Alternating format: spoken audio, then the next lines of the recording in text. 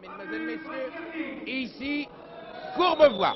Ici, Courbevoie, à l'instant précis où va commencer un match à 4 que le speaker va annoncer.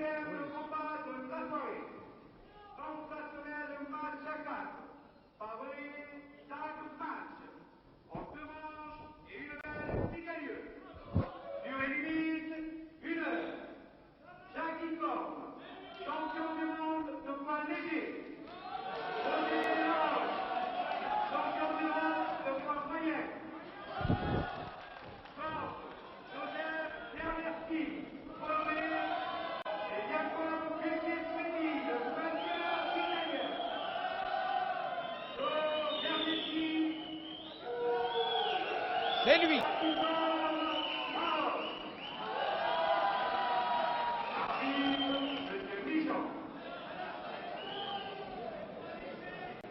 Et les acteurs du drame ayant été ainsi annoncés, l'arbitre se met juste au centre du carré formé par les 4 personnalités de ces hommes qui vont combattre devant vous, les tâte et regarde si tous leurs membres sont parfaitement aptes à combattre en direct devant vous, mesdames et messieurs, dans une ambiance dont le moins que l'on puisse dire dès le départ est qu'elle est survoltée.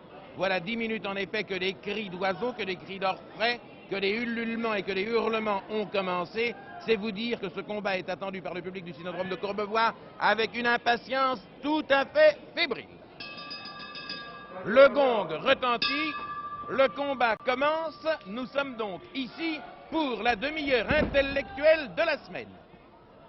Et pour quelqu'un qui, comme votre serviteur, retrouve le catch après 18 mois d'absence, c'est un plaisir encore plus vif que de voir que les nobles traditions sont sauvegardées et que dès le début, cela combat fort et que l'on va au tapis et que l'on prend la tête de l'autre et que l'on se relève selon une cadence, selon un rythme qui n'ont rien perdu de leur vigueur.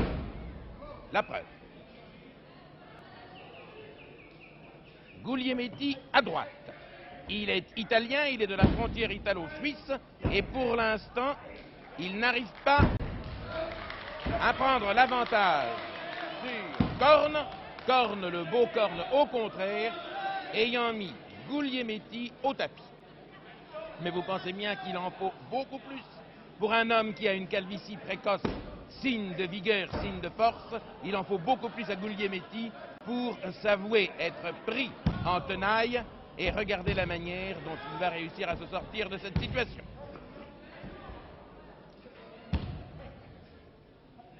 La tête est une chose tout à fait indispensable. L'on se moque quelquefois des commentateurs qui disent que le catch est un sport d'intellectuel, et pourtant c'est vrai. Regardez, si le catcheur n'avait pas de tête, il n'y aurait plus de combat. Tout est dans la tête. Un certain nombre de choses tout de même dans les biceps, mais la tête est l'endroit du corps où il faut porter l'attaque, le bras n'intervenant ici que comme pivot de l'indispensable rotation pour que le combat puisse se dérouler au rythme que nous vous avions annoncé.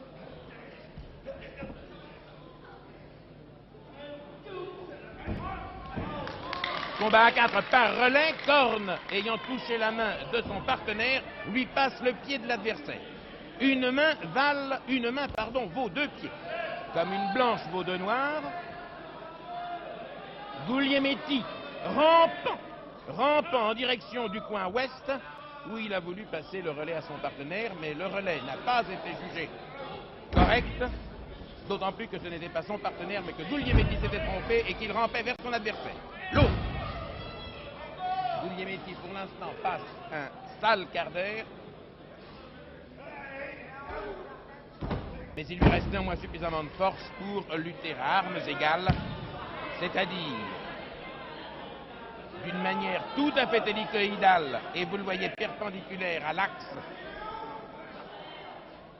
La preuve, dès que nous avons parlé de perpendicularité, Guglielmetti a pris les figures géométriques que commandait le commentaire.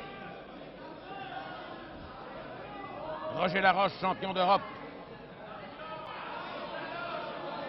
trouve maintenant en face de lui le franco-polonais Czernecki, lequel jette toutes ses forces fraîches dans la bataille, mais ces forces fraîches ne sont peut-être pas suffisantes pour prendre l'avantage tout de suite.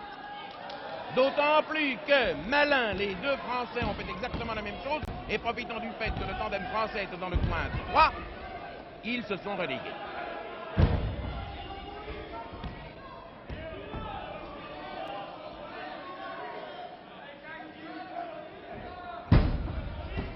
Ce sont des hommes de poids, ce sont des hommes dont les arguments sonnent.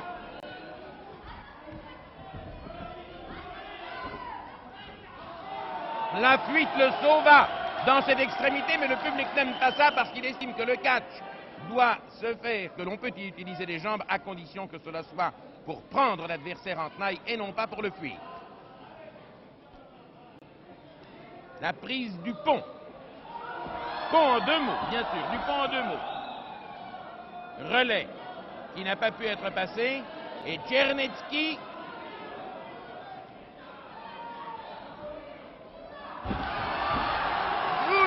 Corne, lequel Corne a retrouvé au tout dernier moment le sursaut nécessaire, le sursaut d'énergie qui fait hurler le public de joie ou d'opprobre, on ne le sait pas. Dans les grands moments d'enthousiasme du public, il est difficile de distinguer très exactement ce qu'il pense, puisqu'il pense à très haute voix. Torsion du pied. Où est le pied ? Vous voyez, je disais que c'était un quart d'heure d'intellectuel. Bien sûr, ce sont comme des poètes. Il y a un pied qui manque et rien ne va plus. Au catch, comme en versification, il ne faut ni un pied de plus, ni un pied en moins.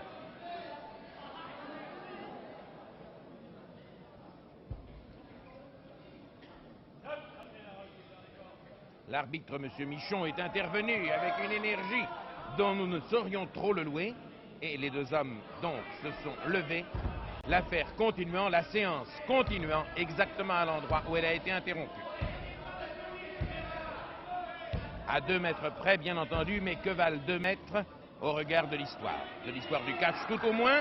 Et Tchernetsky trouve maintenant en face de lui à nouveau Corne, puisque Laroche, lui, ne fait que de courtes apparitions entre les 12 cordes du ring du Cynodrome de Courbevoie, et que pour l'instant, tout au moins dans cette première manche, c'est Jackie Corne qui fait le gros du travail. Admirez en passant la musculature superbe de Tchernetsky.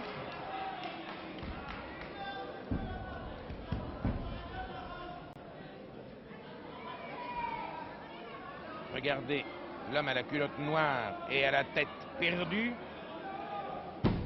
Il a une musculature étonnante. Les fesses peut-être un tout petit peu un accent circonflexe, mais ce n'est pas cela qui empêche un catcheur de se battre.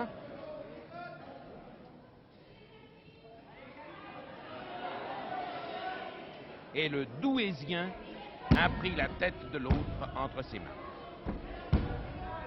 Corne qui paraissait si flambant neuf tout à l'heure. Corne, à son tour, subit les assauts de l'adversaire et en même temps de l'adversité. Mais Corne est un homme extrêmement puissant. C'est un très beau lutteur d'ailleurs. Vous savez que Corne, qui est actuellement par terre, secoué comme un prunier, et qui tente vainement de se relever. Corne fut longtemps champion de France amateur de lutte gréco-romaine. L'un de ses frères, ils sont 3 frères Corne, est encore champion de France amateur de lutte gréco-romaine. Ce Corne a un très beau style et l'autre a de très belles moustaches, ce qui revient exactement au même. La moustache est interdite à la boxe, elle est permise et même recommandée au catch. Remarquez la très belle musculature de Tchernetsky, lequel étant en position irrégulière,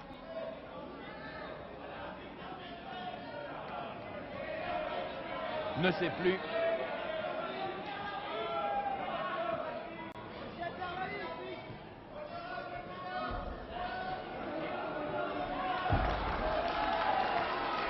le relais polono-italien s'est passé de telle manière que Guglielmetti, là c'est irrégulier. Guglielmetti aurait dû attendre que l'autre fût relevé également. L'arbitre a malheureusement perdu son temps à parler avec le public, avec le premier rang du public, et l'arbitre aurait ici dû marquer un tout petit peu plus de rigueur d'esprit. Il faut, lorsque l'on est arbitre au catch, plus de cartésianisme et plus de logique profonde. que M. Morin en a montré dans ses 10 premières minutes, mais c'est un arbitre de classe, c'est un arbitre de qualité. Et nous ne le critiquerons pas davantage, car nous ne savons pas ce que nous eussions fait à sa place. Et relais entre le Polonais, relais entre Korn et Laroche. Laroche étant cette chose trapue qui se fait saisir en ce moment-ci par Guglielmetti et qui, n'empêche, prend l'avantage. Ce sont les deux hommes à la calvitie précoce qui sont actuellement dans le ring. Bravo, merci. Vous me mettrez une 50aine de kilos de côté, ça pourra toujours servir. Et c'est ce que l'on aurait appelé au tennis une faute de pied. Vous avez vu comment les pieds de Korn sont entrés dans un ring où ils n'avaient que faire.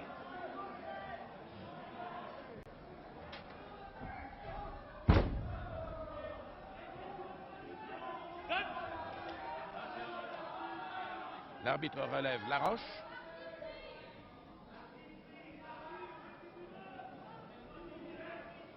Laroche ressemble vaguement à M. Onassis.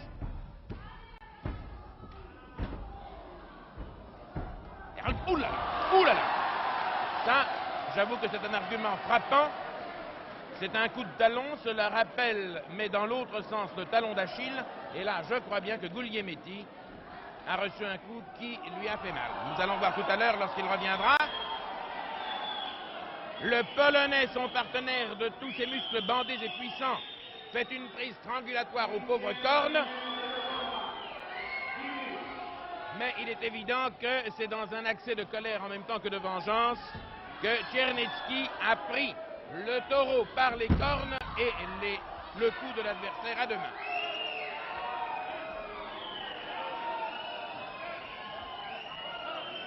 Et l'arbitre compte. L'histoire dira qu'à 7,5, Korn s'est relevé. Et Guglielmetti ne prend pas le relais, il est toujours sonné, il est toujours à moitié groggy du coup de talon qu'il a reçu tout à l'heure. Manchette, manchette, strangulation. Biceps extraordinaire de Czernetsky. Des mains qui serrent, des pieds qui frappent. 10 doigts autour d'un cou. Et un rictus à la bouche, rictus allant vers la gauche. Korn qui a du mal à respirer, qui cherche l'air, en même temps peut-être que son deuxième souffle.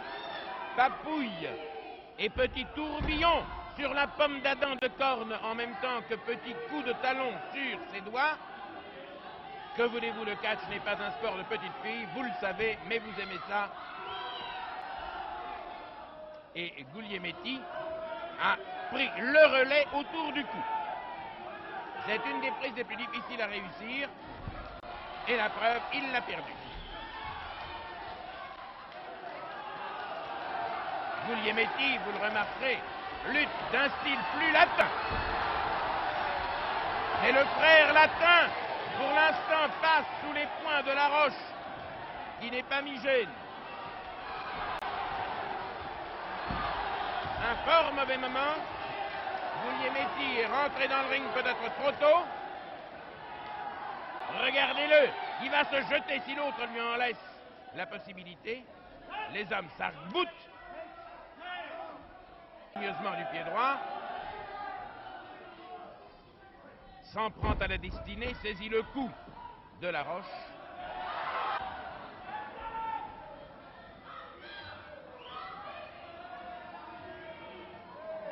Position géométriquement parfaite.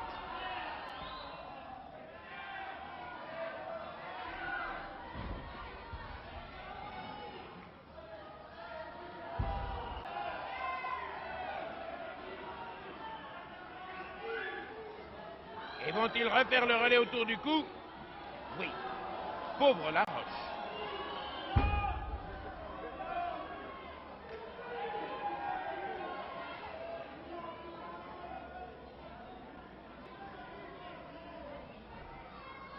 C'est le catch dans toute sa vigueur. Ouh là là, ça doit faire mal. Non, pas tellement. festival de manchettes auquel le Polonais ne semble pas pouvoir résister. Le Polonais qui est d'ailleurs de Douai, qui n'est que d'origine polonaise.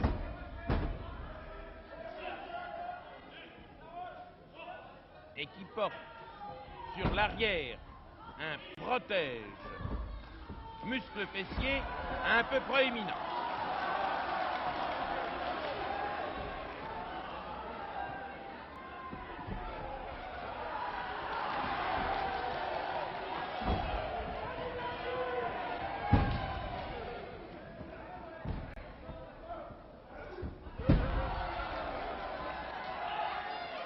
Non, messieurs, pas les cordes, l'arbitre va intervenir. La preuve. Les cordes ont sauvé Tchernetsky.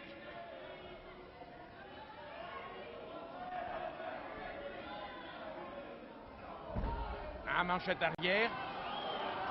Remanchette arrière. Il semble regarder dans le coin Tchernetsky pour se demander quel est l'effet que peut tant sur le partenaire de son adversaire que sur son propre partenaire.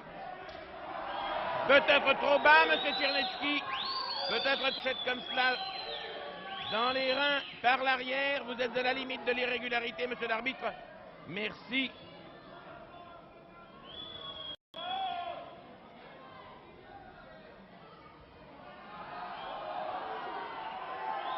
Restrangulation. Le coup du pont inversé.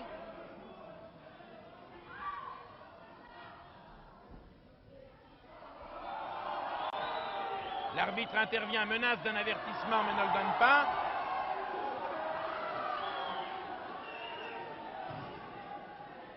L'arbitre qui ressemble, les amateurs de cyclisme l'auront noté, qui ressemble beaucoup à Marcel Bidot. Tandis que Guglielmetti intervient dans ce combat d'une manière peut-être élégante, mais en tous les cas inhabituelle. Et l'arbitre qui a fort à faire pour regarder ce que font les deux hommes, bien entendu, n'a pas vu l'irrégularité commise par Guglielmetti.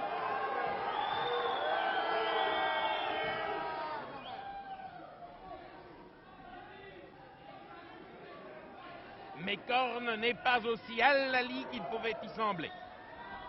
Et le voilà qui, au centre du ring, retrouve son équilibre et reçoit une correction par la même occasion.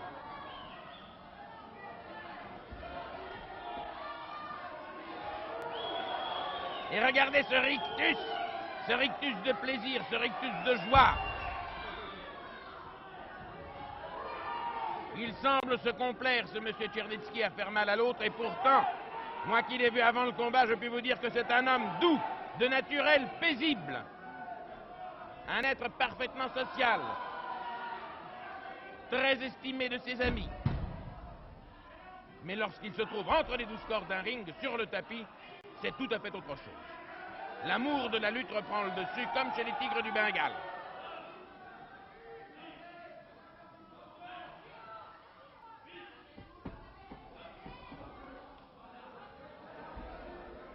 Guglielmetti guettait sa proie. Le coup de la périssoire, vous avez vu le coup de la périssoire qui n'a rien donné.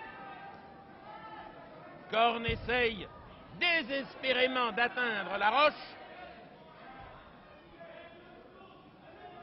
Pourvu que la roche tarpéienne ne soit pas proche du Capitole pour vous, monsieur Korn.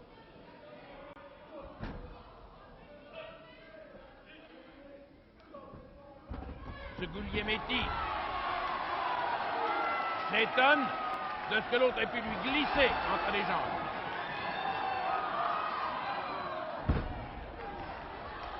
Allons-y, messieurs, nous sommes venus pour ça. Nous voulions voir ces moments terribles, ces moments qui font la beauté du catch. Nous les voulons, nous les voyons. Et vos calvities concomitantes et juxtaposées ne font que rendre plus belle c'est la minute que vous vivez. Il a voulu le saisir par les cheveux, oubliant que là où il le saisissait, la roche n'en a pas.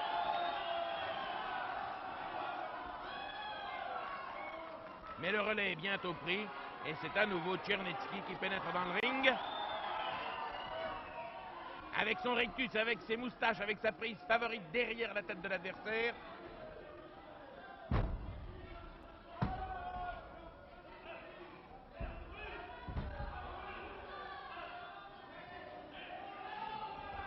Aïe, aïe, aïe.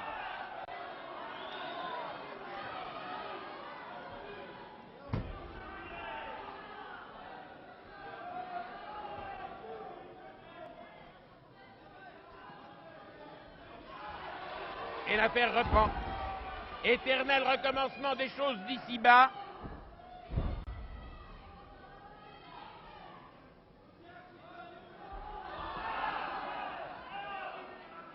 L'arbitre est un ancien catcheur, vous l'auriez deviné.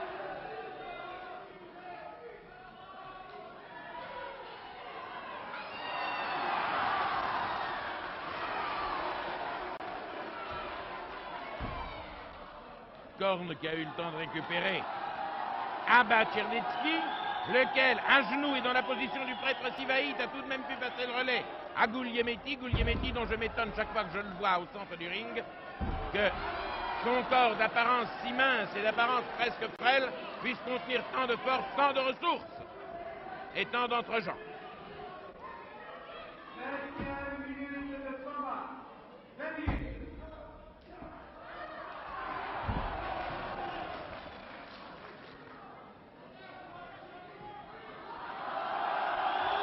Les hommes sont fatigués, c'est visible. Les relais, comme dans une chasse des 6 jours, deviennent de plus en plus rapides, de plus en plus fréquents. La danse que danse Korn est-elle une danse du scalp? Nous allons le savoir dans quelques minutes.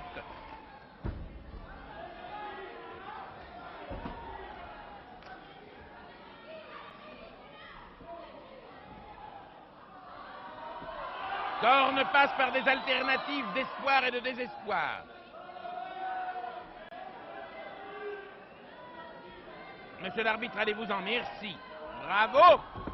Et le pauvre Korn est donc précipité hors du ring, au premier rang, sur les genoux d'une spectatrice, et c'est peut-être cela qui lui a redonné de la vigueur et qui est remonté maintenant dans le ring, où l'attente des événements qui se précipitent se déchaîne. C'est le maire de Courbevoie. Dans une position dont le moins qu'on puisse dire est qu'elle est désagréable. Pendant ce temps-là, les spectateurs arrivent. Le micro de la RTF est menacé.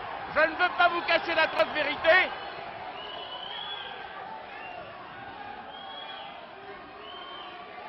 Des hommes à lunettes, parfaitement, se sont levés pour crier leur mépris à l'un des catcheurs, nous n'avons pas bien vu lequel, et le compte de l'arbitre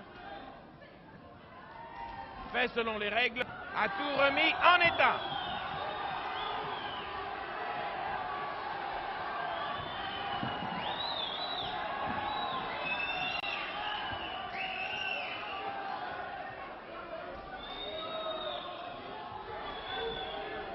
Voilà qui, je crois, se passe de commentaires détaillés.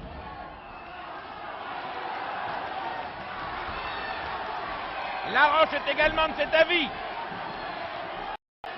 L'équipe française étant en train de prendre les adversaires par les muscles fessiers.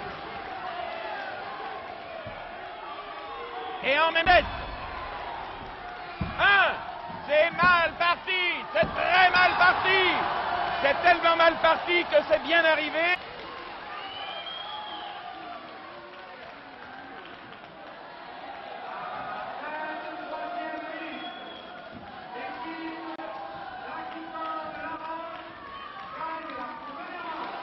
La première manche est donc déjà du domaine de l'histoire du sport. Voilà qui enrichira le palmarès du catch. Il y a 1 minute de mi-temps, 1 minute pour reprendre le souffle.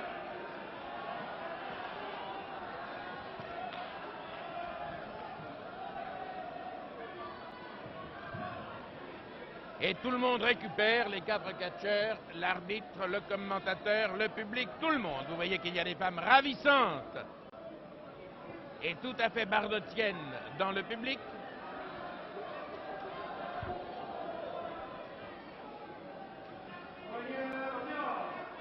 Soigneur dehors.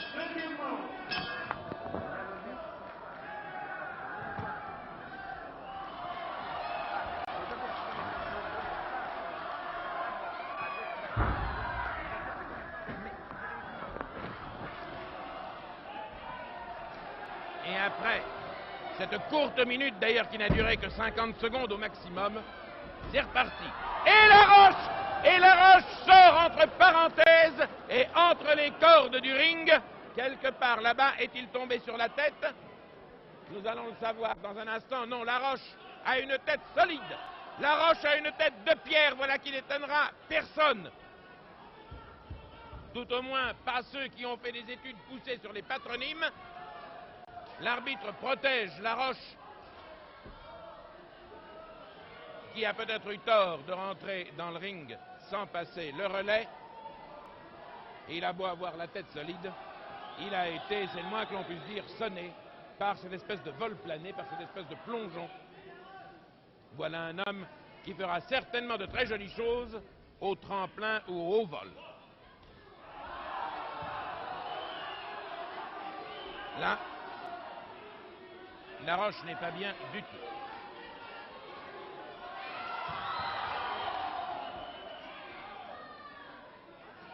Moment difficile. Dès que l'arbitre a le dos tourné, c'est le dos de la roche qui prend. Quel que soit le respect. Ah, enfin. Enfin, l'arbitre s'est réveillé alors que je le croyais. Se désintéressant du combat, il venait tout simplement près du banc des juges pour annoncer qu'il donnait un avertissement, ce que vous venez d'entendre.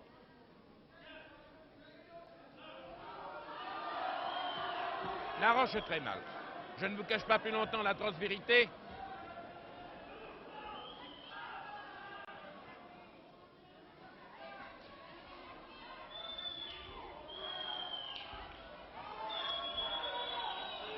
Reçoit une raclée qui équivaut à une terrible punition. Et s'il se prend la tête seulement à deux mains, c'est que le bon Dieu ne lui en a donné que deux. Dans les conditions où il est, il se serait volontiers pris la tête à quatre mains s'il les avait eues.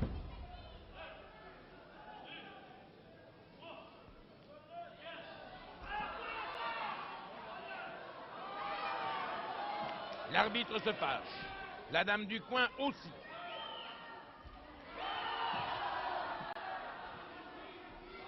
Le public proteste contre la manière assez curieuse de Guglielmini et de Czernetsky de concevoir la noblesse du sport du catch-as-catch-can.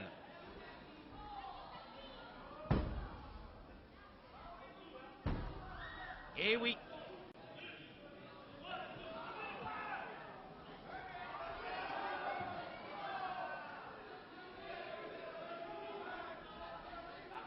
Je ne voudrais pas être à la place de la roche.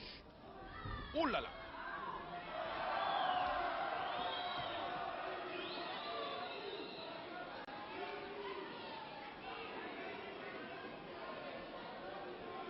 Est-ce l'agonie du catcheur? C'est ce que l'on peut appeler des instants dramatiques d'un match au finish.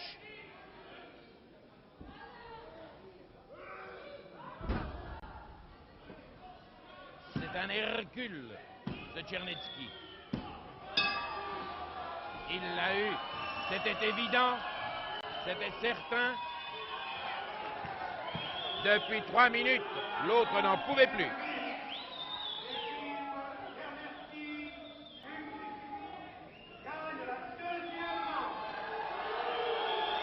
Les catcheurs sont donc manche 1. Et dans un grand éclaboussement d'eau que l'on veut espérer fraîche, Czernetsky a salué le public comme les gladiateurs saluaient le public romain du centre de l'arène. Le public, lui, mange des cacahuètes ou bien reste impassible et participe au combat d'une manière théorique et à coups de glotte.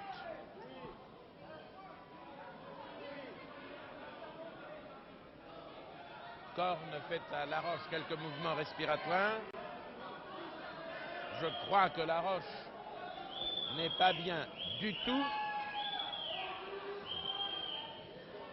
Il a passé 3 très mauvaises minutes. Et l'on peut se demander jusqu'à quel point il pourra reprendre le combat.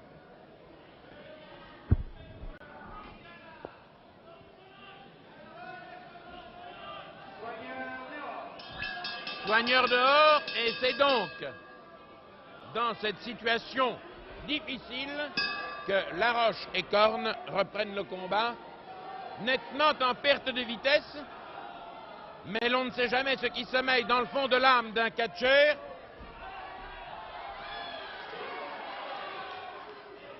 Il est possible qu'il puisse retrouver le courage et le souffle, l'énergie et la force nécessaires, mais s'il se tient sa douleur d'une main, il ne pourra catcher que de l'autre. Corne intervient juste au bon moment et flanque une punition terrible à Tchernetsky, qui montre que le est un sport tout en renversement de situation. Passe le relais à l'autre, lequel Guglielmetti, je dois le dire, est des 4 catcheurs celui qui me plaît le moins.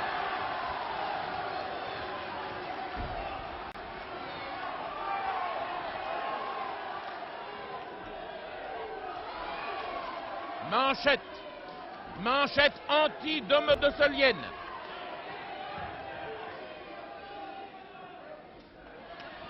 Mais Guglielmetti a tout au moins des réflexes latins, donc parfaitement prompt.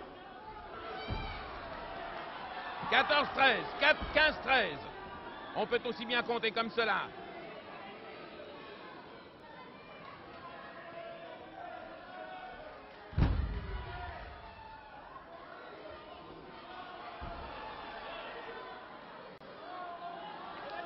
Et Guglielmetti a immédiatement passé le relais à son camarade. Et vous voyez que Corne seul réussit à mettre dans une fort mauvaise situation Tchernetsky. Et l'autre aussi, seul contre 2. Démontrez-leur, monsieur. Voilà, le catch est une chose que l'on peut faire très bien, tout en le faisant par-dessus la jambe. Il les a sortis tous les deux. Tchernetsky dehors. Guglielmetti dedans.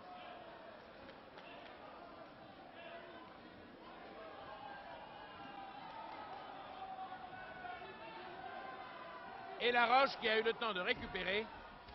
Oh!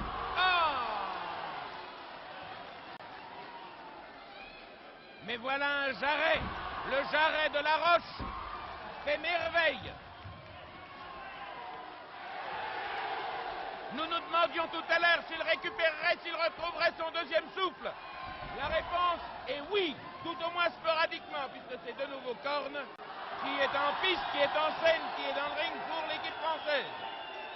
Corne qui se souvient fort à propos qu'il est champion du monde, tout au moins dans le département de la Seine. Et oui, ça ne fait rien, messieurs, le bon Dieu séparera le bon grain de l'ivraie. À qui est cette jambe? Quelle est la jambe que Corne a saisie? Est-ce la bonne jambe? Est-ce le bon pied? Question que je livre à la sagacité du public. L'on a perdu une jambe.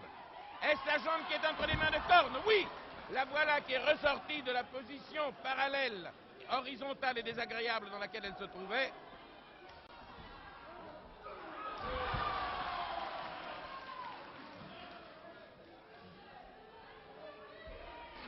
Oh là là, le ring en a pris un sérieux coup, il faut bien le dire. Laroche a vraiment récupéré tout à fait.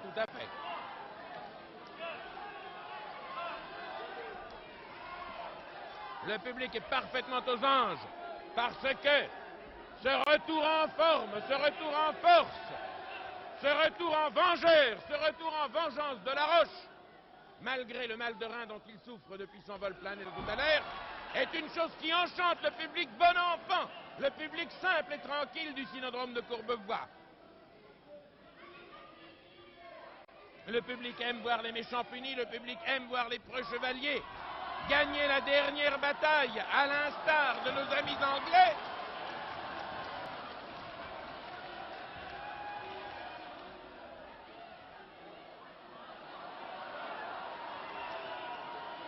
Position du catcheur à genoux, position du catcheur fatigué, et Guglielmetti préfère s'en prendre à l'arbitre, l'écarte de sa route, laquelle route aboutit à la clé que lui porte Korn.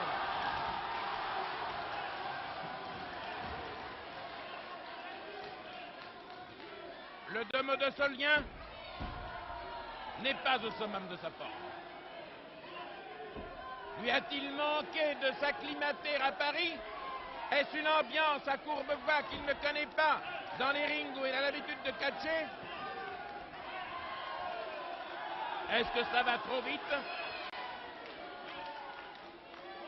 Mais il n'est pas tout à fait à la hauteur de la situation.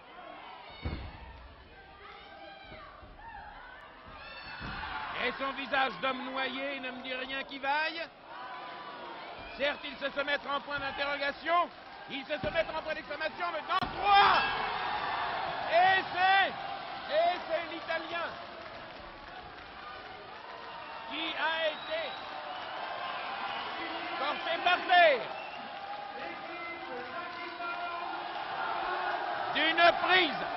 d'une prise imprévue et qui a fait perpendiculairement à l'axe du ring la joie du public du Cynodrome de Courbevoie.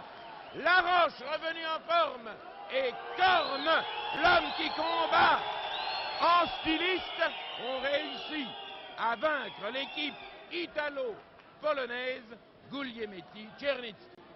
Voilà, les méchants ont été punis, les bons ont été récompensés, la vertu triomphe et ma voix a mal, je ne vous le cacherai pas.